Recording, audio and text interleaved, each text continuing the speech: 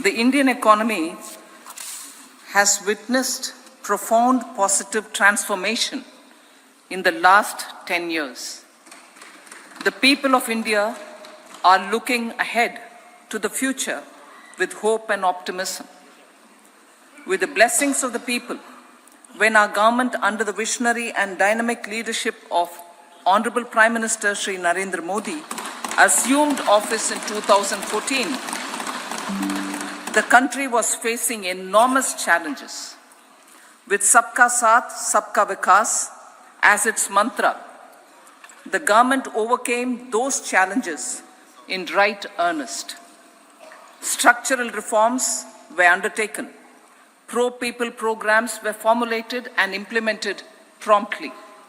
Conditions were created for more opportunities for employment and entrepreneurship. The economy got a new vigor. The fruits of development started reaching the people at scale. The country got a new sense of purpose and hope. Naturally, the people blessed the government with a bigger mandate. In the second term, our government, under the leadership of Honorable Prime Minister, doubled down on its responsibilities to build a prosperous country with comprehensive development of all people and all regions. Our government strengthened its mantra to Sabka Saath, Sabka Vikas and Sabka Vishwas. Our development philosophy covered all elements of inclusivity, namely social inclusivity through coverage of all strata of the society, and geographical inclusivity through development of all regions of the country. With the whole of nation approach of Sabka Prayas, the country overcame the challenges of once-in-a-century pandemic, took long strides towards Atmanirbhar Bharat, committed to Panch Pran, and laid solid foundations for the Amrit Kal. As a result, our young country has high aspirations, pride in its present, and hope and confidence for a bright future. We expect that our government, based on its stupendous work, will be blessed again by the people with a resounding mandate. Inclusive development and growth. Our humane and inclusive approach to development is a marked and deliberate departure from the earlier approach of provisioning up to village level. Development programs were thus provisioned. In the last 10 years, however, have targeted each and every household and individual through housing for all, Har Ghar Jal, electricity for all, cooking gas for all, bank accounts and financial services for all in record time. The worries about food have been eliminated through free ration for 80 crore people. Minimum support prices for the produce of Annadata are periodically increased appropriately. These and the provision of basic necessities have enhanced real income in the rural areas. Their economic needs could be addressed, thus spurring growth and generating jobs. Social justice. Our government is working with an approach to development that is all-round, all-pervasive, and all-inclusive. Sarvangin, Sarvasparshi, or Sarvasamaveshi. It covers all castes and people at all levels. We are working to make India a Vikasit Bharat by 2047. For achieving that goal, we need to improve people's capability and empower them. Previously, social justice was mostly a political slogan. For our government, social justice is an effective and necessary governance model. The saturation approach of covering all eligible people is the true and comprehensive achievement of social justice. This is secularism in action, reduces corruption, and prevents nepotism, prevents Bhai Bhatijawad. There is transparency and assurance that benefits are delivered to all eligible people. The resources are distributed fairly. All, regardless of their social standing, get access to opportunities. We are addressing systemic inequalities that had plagued our society. We focus on outcomes and not on outlays, so that the social economic transformation is achieved. As our Prime Minister firmly believes, we need to focus on 4 major castes. They are Garib, Mahilaye, Yuva, and Annadata. Their needs, their aspirations, and their welfare are our highest priority. The country progresses when they progress. All 4 require and receive government support in their quest to better their lives. Their empowerment and well-being will drive the country forward. Garib Kalyan, Desh Ka Kalyan. We believe in empowering the poor. The earlier approach of tackling poverty through entitlements had resulted in very modest outcomes. When the poor became empowered partners in the development process, government's power to assist them also increases manifold. With the pursuit of Sabka Saath, in these 10 years, the government has assisted 25 crore people to get freedom from multi-dimensional poverty. Our government's efforts are now getting synergized with energy and passion of such empowered people. This is truly elevating them from poverty. Direct benefit transfer of 34 lakh crore rupees from the government using PM Jan Dhan accounts has led to savings of 2.7 lakh crores of rupees for the government. This savings has been realized through avoidance of leakages prevalent earlier. The savings have helped in providing more funds for Garib Kalyan. PM Swanidhi has provided credit assistance to 78 lakh street vendors. From that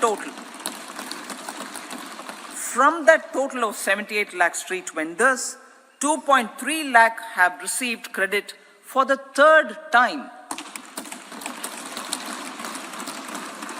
PM Janman Yojana reaches out to the particularly vulnerable tribal groups who have remained outside the realm of development so far.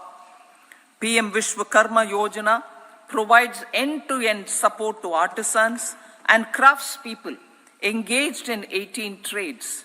The schemes for empowerment of Divyangs and transgender persons reflect firm resolve of our government to leave no one behind.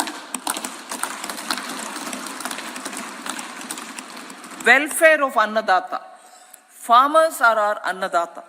Every year under PM Kisan Samman Yojana, direct financial assistance is provided to 11.8 crore farmers, including marginal and small farmers.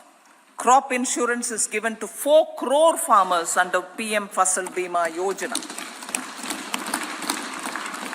These, besides several other programs, are assisting Annadata in producing food for the country and for the world.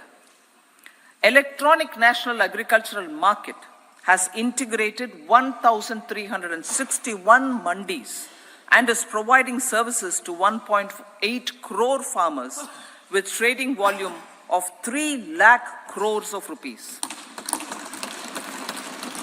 The sector is poised for inclusive, balanced, higher growth and productivity. These are facilitated from farmer-centric policies, income support, coverage of risks through price and insurance support, promotion of technologies and innovations through startups. Empowering the Amrit PD, the Yuva. Our prosperity depends on adequately equipping and empowering the youth. The National Education Policy 2020 is ushering the transformational reforms. PM Schools for Rising India, PM Shri, are delivering quality teaching and nurturing holistic and well-rounded individuals. The Skill India mission has trained 1.4 crore youth, upskilled and reskilled 54 lakh youth, and established 3,000 new ITIs. A large number of institutions of higher learning, namely 7 IITs, 16 triple ITs, 7 IIMs, 15 AIMS, and 390 universities have been set up. PM Mudra Yojana has sanctioned 43 crore loans aggregating to 22.5 lakh crores of rupees for entrepreneurial aspirations of our youth. Besides that, Fund of Funds, Startup India, and Startup Credit Guarantee schemes are assisting our youth. They are also becoming Rozgar Data. The country is proud of our youth scaling new heights in sports. The highest ever medal tally in Asian Games and Asian Para Games in 2023 reflects a high confidence level.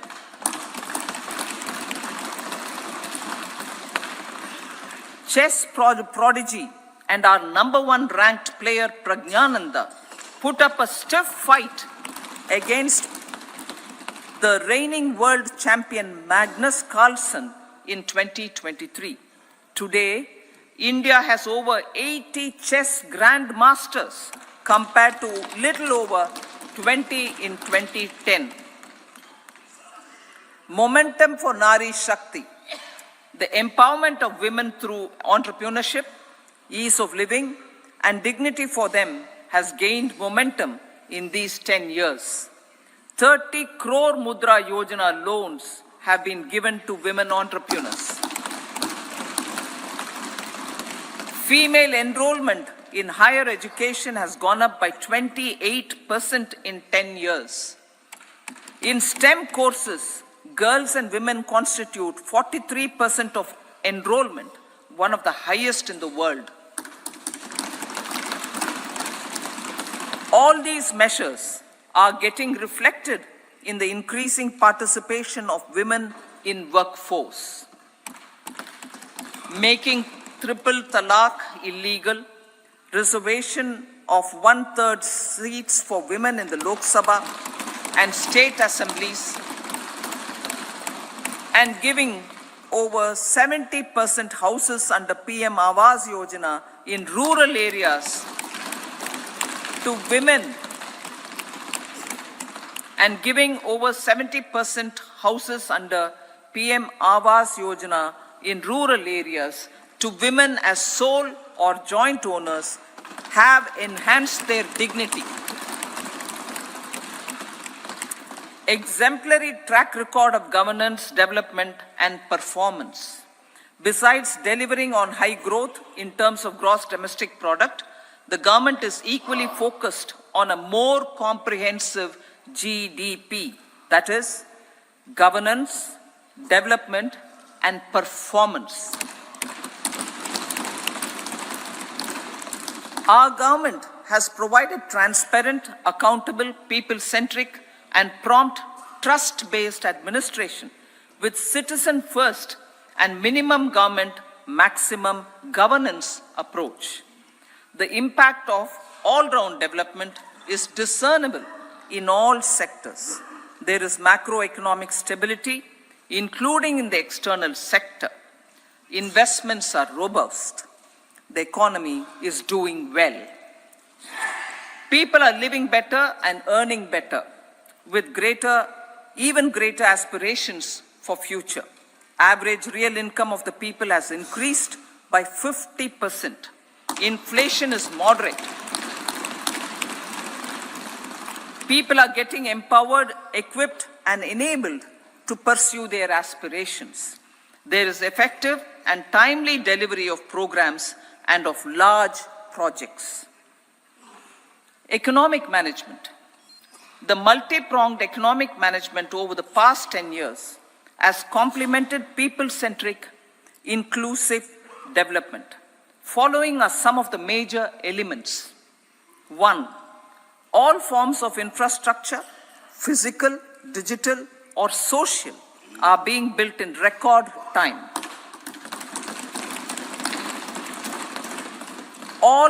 Number 2, all parts of the country are becoming active participants in economic growth. Number 3, digital public infrastructure, a new factor of production in the 21st century, is instrumental in formalization of the economy. Number 4, goods and services tax has enabled one nation, one market, one tax. Tax reforms have led to deepening and widening of tax base.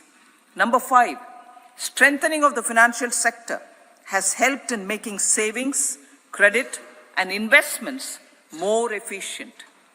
Number 6, GIFT, IFSC, and the Unified Regulatory Authority, IFSCA, are creating a robust gateway for global capital and financial services for the economy. Number 7, proactive inflation management has helped keep inflation within the policy band. Now, the global context, Honorable Speaker, sir. Geopolitically, global affairs are becoming more complex and challenging with wars and conflicts.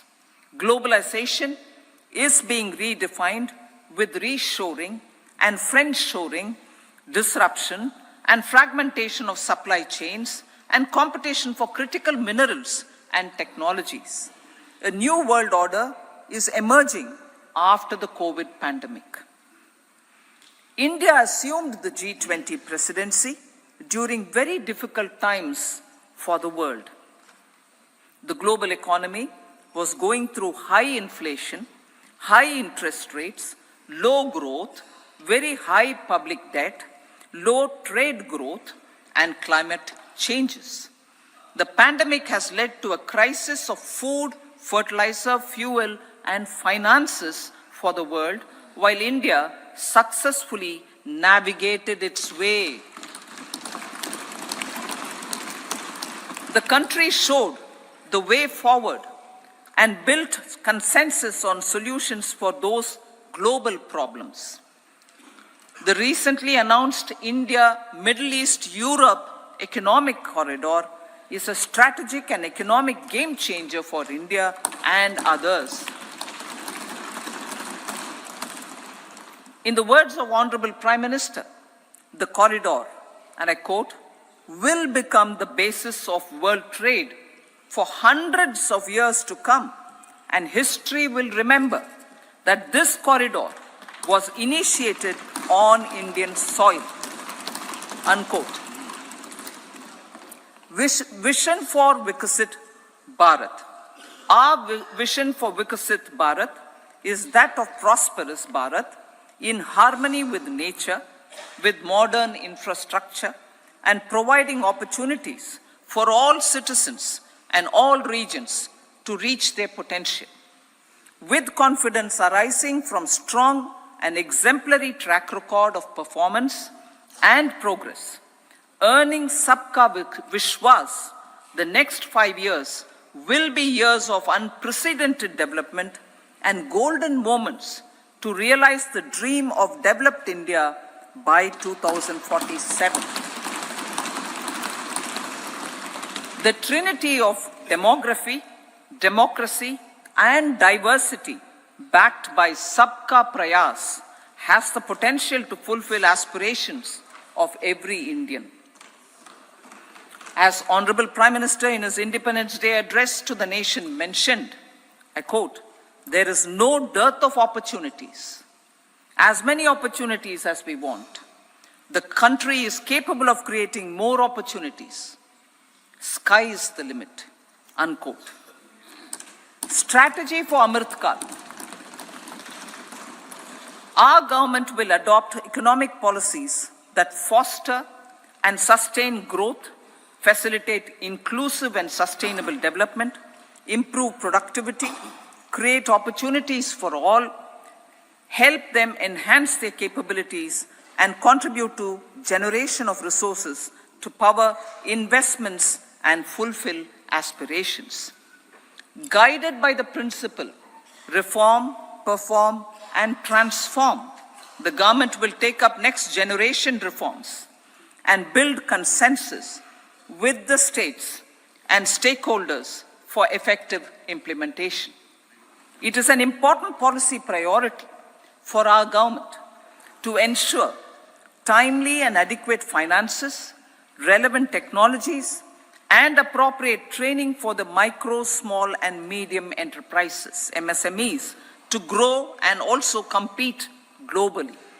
Orienting the regulatory environment to facilitate their growth will be an important element of this policy mix.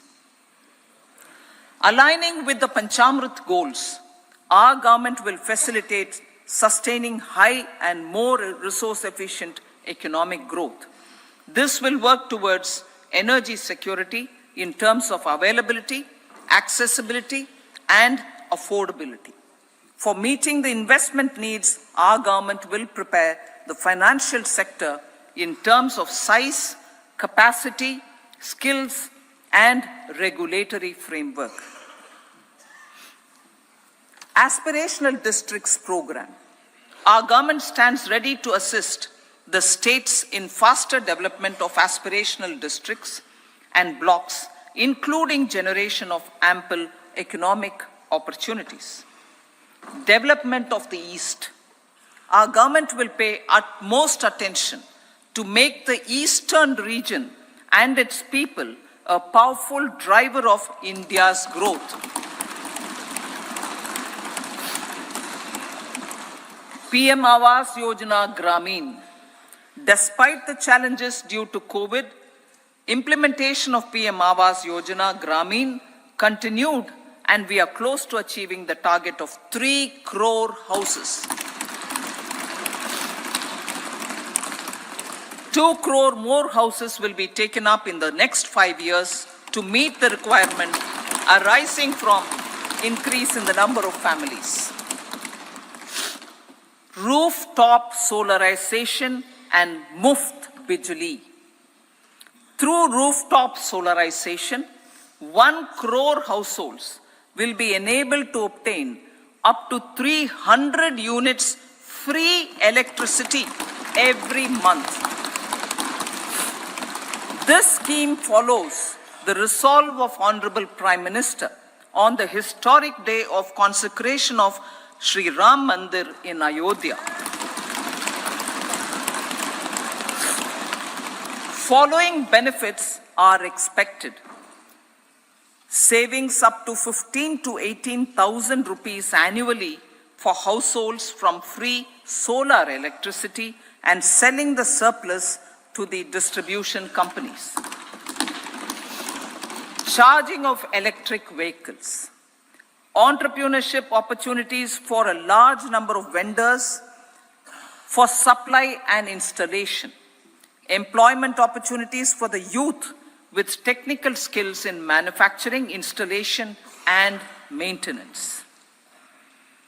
Housing for middle class.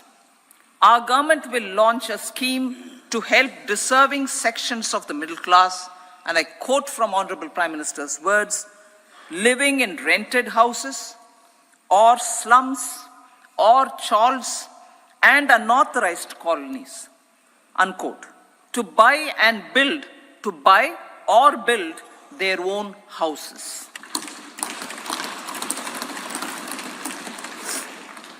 Medical colleges. Several youth are ambitious to get qualified as doctors. They aim to serve our people through improved healthcare services. Our government plans to set up more medical colleges by utilizing the existing hospital infrastructure under various departments. A committee for this purpose will be set up to examine the issues and make relevant recommendations. Cervical cancer vaccination. Our government will encourage vaccination for girls in the age group of 9 to 14 years for prevention of cervical cancer. Maternal and child health care. Various schemes for maternal and child care will be brought under one comprehensive program for synergy in implementation. Upgradation of Anganwadi centers under Saksham Anganwadi and Poshan 2.0 will be expedited for improved nutrition delivery, early childhood care and development. The newly designed U-Win platform for managing immunization and intensified efforts of Mission Indradhanush will be rolled out expeditiously throughout the country. Ayushman Bharat. Healthcare cover under Ayushman Bharat scheme will be extended to all ASHA workers, to all Anganwadi workers and helpers. Agriculture and food processing. The efforts of value addition in agriculture sector and boosting farmers' incomes will be stepped up. Pradhan Mantri Kisan Sampada Yojana has benefited 38 lakh farmers and generated 10 lakh employment. Pradhan Mantri Formalization of Micro Food Processing Enterprises Yojana has assisted 2.4 lakh SHGs and 60,000 individuals with credit linkages. Other schemes are complementing the efforts for reducing post-harvest losses and improving productivity and incomes. For ensuring faster growth of the sector, our government will further promote private and public investment in post-harvest activities, including aggregation, modern storage, efficient supply chains, primary and secondary processing and marketing and branding. Nano DAP. After the successful adoption of nano urea, application of nano DAP on various crops will be expanded in all agroclimatic zones. Atmanirbhar Oilseeds Abhiyan. Building on the initiative announced in 2022, a strategy will be formulated to achieve Atmanirbharta for oil seeds such as mustard, groundnut, sesame, soya bean, and sunflower. This will cover research for high-yielding varieties, widespread adoption of modern farming techniques, market linkages, procurement, value addition, and crop insurance. Dairy development. A comprehensive program for supporting dairy farmers will be formulated. Efforts are already on to control foot and mouth disease. India is the world's largest milk producer with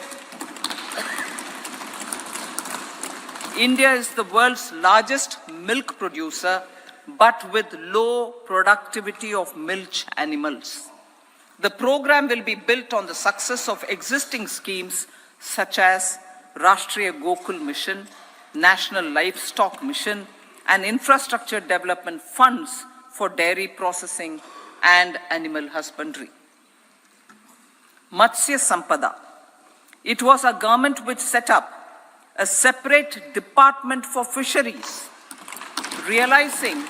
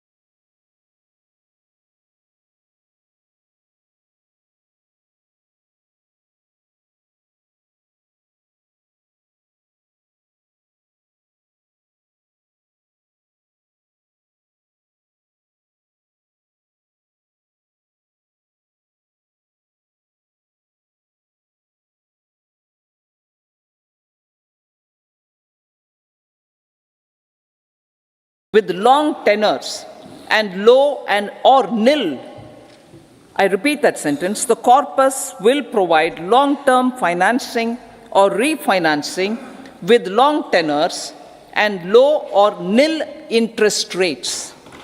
This will encourage the private sector to scale up research and innovation significantly in sunrise domains. We need to have programs that combine the powers of our youth and technology. A new scheme will be launched for strengthening deep tech technologies for defense purposes and expediting Atmanirbharta. Infrastructure development.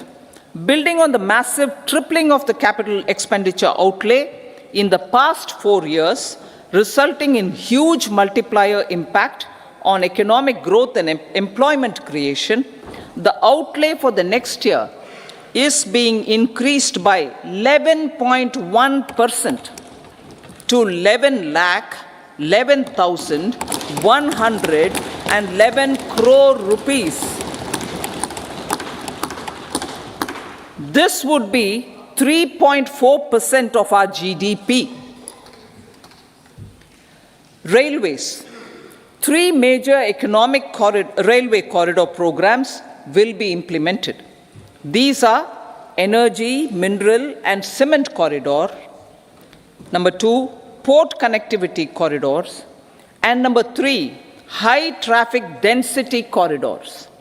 The projects have been identified under the PM Gati Shakti for enabling multimodal connectivity. They will improve logistics efficiency and reduce cost.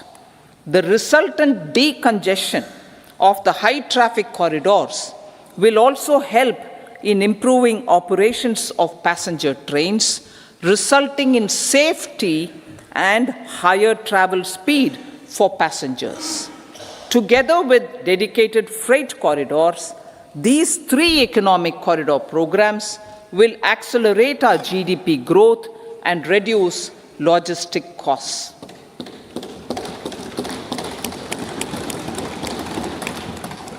40,000 normal rail bogies will be converted to Vande Bharat standards to enhance safety, convenience, and comfort of passengers. Aviation sector. The aviation sector has been galvanized in the past 10 years. Number of airports have doubled to 149. Rollout of air connectivity to Tier 2 and Tier 3 cities under Udan scheme has been widespread. 517 new routes are carrying 1.3 crore passengers. Indian carriers have proactively placed orders for over 1,000 new aircrafts. Expansion of existing airports and development of new airports will continue expeditiously. Metro and Namo Bharat. We have a fast expanding middle class and rapid urbanization is taking place. Metro rail and Namo Bharat can be the catalyst for the required urban transformation. Expansion of these systems will be supported in large cities, focusing on transit-oriented development. Green energy. Towards meeting our commitment for net zero by 2070, the following measures will be taken. Viability gap funding will be provided for harnessing offshore wind energy potential for initial capacity of 1 gigawatt. Coal gasification and liquefaction capacity of 100 metric tons will be set up by 2030. This will also help in reducing imports of natural gas, methanol, and ammonia. Phased mandatory blending of compressed biogas in compressed natural gas for transport and piped natural gas for domestic purposes will be mandated. Financial assistance will be provided for procurement of biomass aggregation machinery to support collection. Electric vehicle ecosystem.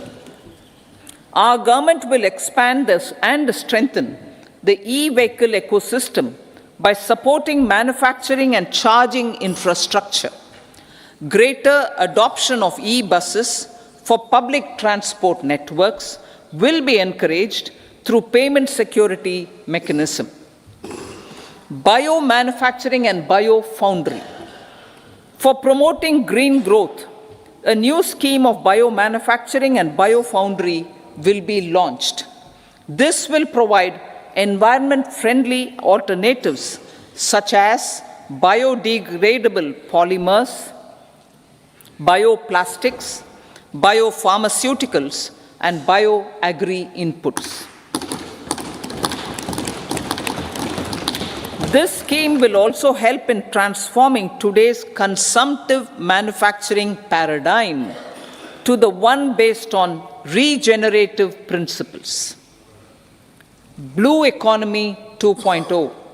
For promoting climate resilient activities for Blue Economy 2.0, a scheme for restoration and adaptation measures and coastal aquaculture and mariculture with integrated and multi-sectoral approach will be launched. Comprehensive development of tourist centers. The success of organizing G20 meetings in 60 places presented diversity of India to global audience. Our economic strength has made the country an attractive destination for business and conference tourism. Our middle class also now aspires to travel and explore. Tourism, including spiritual tourism, has tremendous opportunities for local entrepreneurship. States will be encouraged to take up comprehensive development of iconic tourist centers, branding and marketing them at global scale. A framework for rating of the centers based on quality of facilities and services will be established. Long-term interest-free loans will be provided to states for financing such development on matching basis. To address the emerging fervor for domestic tourism, Honorable Speaker, sir, projects for port connectivity, tourism infrastructure, and amenities will be taken up on our islands, including Lakshadweep. This will help in generating employment also. Promoting investments. The FDI inflow during 2014 to 23 was $596 billion, marking a golden era. That is twice the inflow during 2005 to 14. For encouraging sustained foreign investment, we are negotiating bilateral investment treaties with our foreign partners in the spirit of First Develop India. FDI is First Develop India. Reforms in the states for Vikasit Bharat. Many growth and development enabling reforms are needed in the states for realizing the vision of Vikasit Bharat.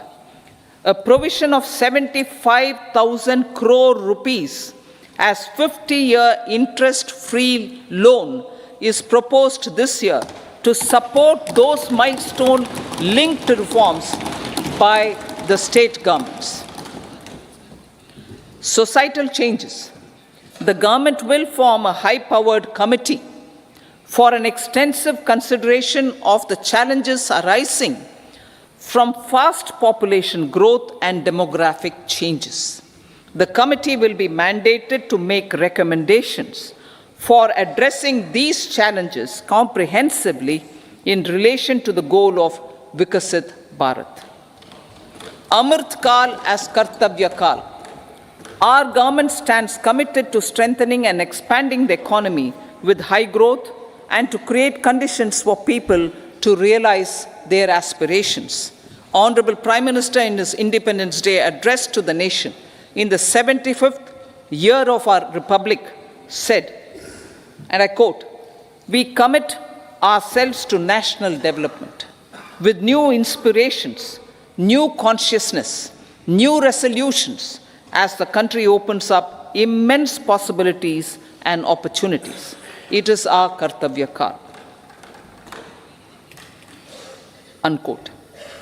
Every challenge of the pre-2014 era was overcome through our economic management and our governance. These have placed the country on a resolute path of sustained high growth.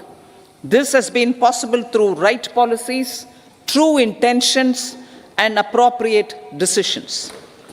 In the full budget in July, Honorable Speaker, our government will present a detailed roadmap for our pursuit of Vikasit Bharat.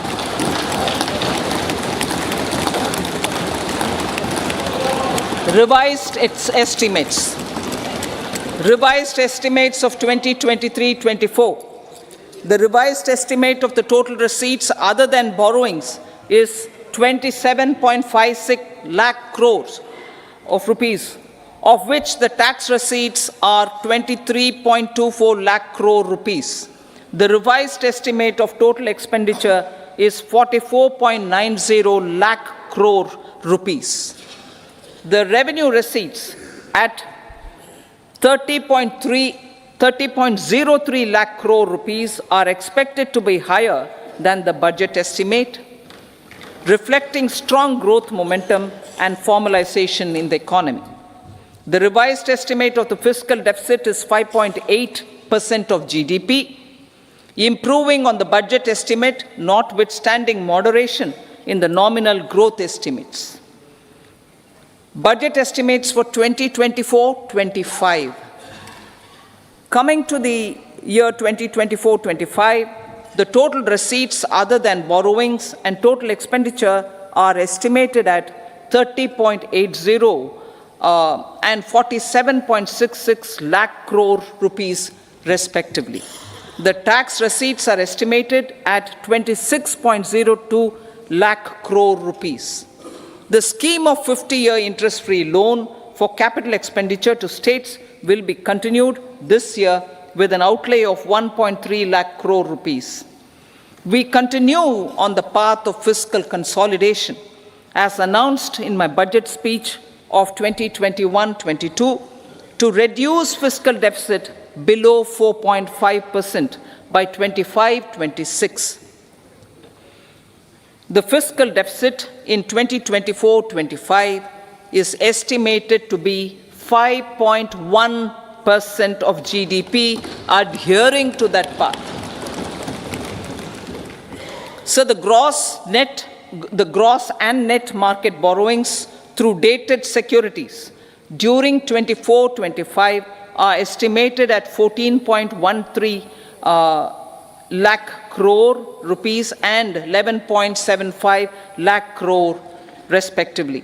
Both will be less than that in 23-24.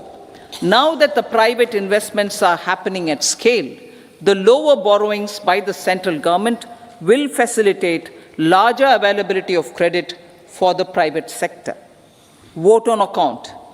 I'll be seeking vote on account approval of the Parliament through the appropriation bill for a part of the financial year 2024-25. I will now move to Part B. Honorable Speaker, sir, over the last 10 years, the direct tax collections have more than trebled and the return filers swelled 2.4 times. I would like to assure the taxpayers that their contributions have been used wisely for the development of the country and welfare of its people. I appreciate the taxpayers for their continued support. The government has reduced and rationalized tax rates. Under the new tax scheme, there is now no tax liability for taxpayers with income up to 7 lakh rupees up from 2.2 lakh rupees in the financial year 2013-14. The threshold for presumptive taxation for retail businesses was increased from 2 crores to 3 crores. Similarly, the threshold for professionals eligible for presumptive taxation was increased from 50 lakh rupees to 75 lakh rupees. Also, corporate tax rate was decreased from 30% to 22% for existing domestic companies and to 15% for certain new manufacturing companies. Honorable Speaker, sir, in the last 5 years, our focus has been to improve taxpayer services. The age-old jurisdiction-based assessment system was transformed with the introduction of faceless assessment and appeal, thereby imparting greater efficiency, transparency, and accountability. Introduction of updated income tax returns, a new Form 26AS, and pre-filling of tax returns have made filing of tax returns simpler and easier. Average processing time of returns has been reduced from 93 days in the year 2013-14 to a mere 10 days this year, thereby making refunds faster. Indirect taxation. By unifying the highly fragmented indirect tax regime in India, the GST has reduced the compliance burden on trade and industry. The industry has acknowledged the benefits of GST. According to a recent survey conducted by a leading consulting firm, 94% of industry leaders view the transition to GST as largely positive. According to 80% of the respondents, it has led to supply chain optimization, as elimination of tax arbitrage and octroi has resulted in disbanding of checkposts at the state and city boundaries. At the same time, tax base of GST more than doubled, and the average monthly gross GST collection has almost doubled to 1.66 lakh crores this year. States too have benefited. States' SGST revenue, including compensation released to states in the post-GST period of 2017-18 to 2022-23, has achieved a buoyancy of 1.22. In contrast, the tax buoyancy of state revenues from subsumed taxes in the pre-GST 4-year period of 2012-13 to 2015-16 was a mere 0.72. The biggest beneficiaries are consumers, as reduction in logistic cost and taxes have brought down prices of most goods and services. We have taken a number of steps in customs to facilitate international trade. As a result, the import release time declined by 47% to 71 hours at inland container depots, by 28% to 44 hours at air cargo complexes, and by 27% to 85 hours at seaports over the last 4 years since 2019, when the national time release studies were first acted. Tax proposals. As for tax proposals, in keeping with the convention, I do not propose to make any changes relating to taxation and propose to retain the same tax rates for direct and indirect taxes, including import duties. However, certain tax benefits to startups and investments made by sovereign wealth or pension funds, as also tax exemption on certain income of some IFSC units, are expiring on 31/3/2024. To provide continuity in taxation, I propose to extend the date to 31/3/2025. Moreover, in line with our government's vision to improve ease of living and ease of doing business, I wish to make an announcement to improve taxpayers' services. There are a large number of petty, non-verified, non-reconciled or disputed direct tax demands, many of them dating as far back as 1962, which continue to remain on the books, causing anxiety to honest taxpayers and hindering refunds of subsequent years. Honorable Speaker, sir, I propose to withdraw such outstanding direct tax demands up to 25,000 rupees pertaining to the period up to financial year 2009-10 and up to 10,000 rupees for financial years 2010-11 to 2014-15. This is expected to benefit about 1 crore taxpayers. 1 crore taxpayers would benefit out of this. Economy then and now. In 2014, when our government assumed the reins, the responsibility to mend the economy step by step and to put the governance systems in order was enormous. The need of the hour was to give hope to the people, to attract investments, and to build support for the much-needed reforms. The government did that successfully, following a strong belief of nation first. The crisis of those years has been overcome, and the economy has been put firmly on a high, sustainable growth path with all-round development. It is now appropriate to look at where we were then. I repeat, it is now appropriate to look at where we were then till 2014 and where we are now, only for the purpose of drawing lessons from the mismanagement of those years. The government will lay a white paper on table of the House.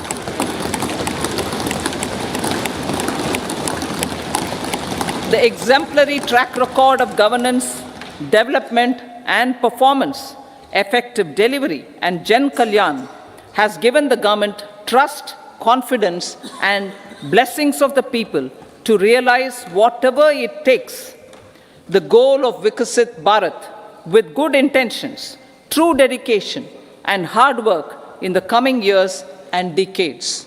With this, Honorable Speaker, I commend the interim budget to this august House. Jai Hind.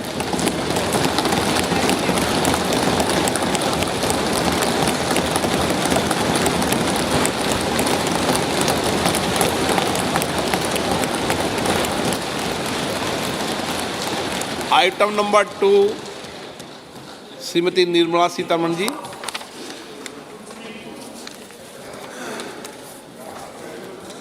So, with your permission, I rise to lay on the table the following statements under Section 3(1) of the Fiscal Responsibility and Budget Management Act 2003, Medium-Term Fiscal Policy cum Fiscal Policy Strategy Statement and Macroeconomic Framework Statement.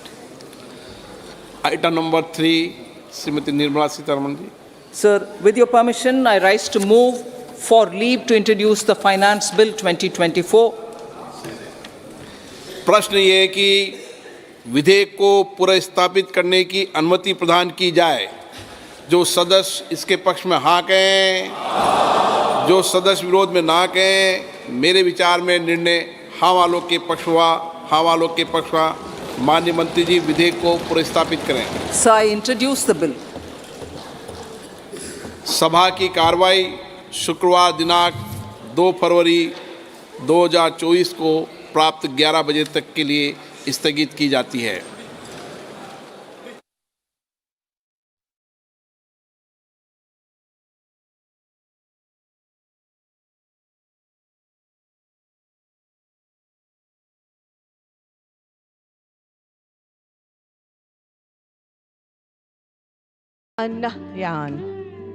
Honorable President of the United Arab Emirates and ruler of Abu Dhabi.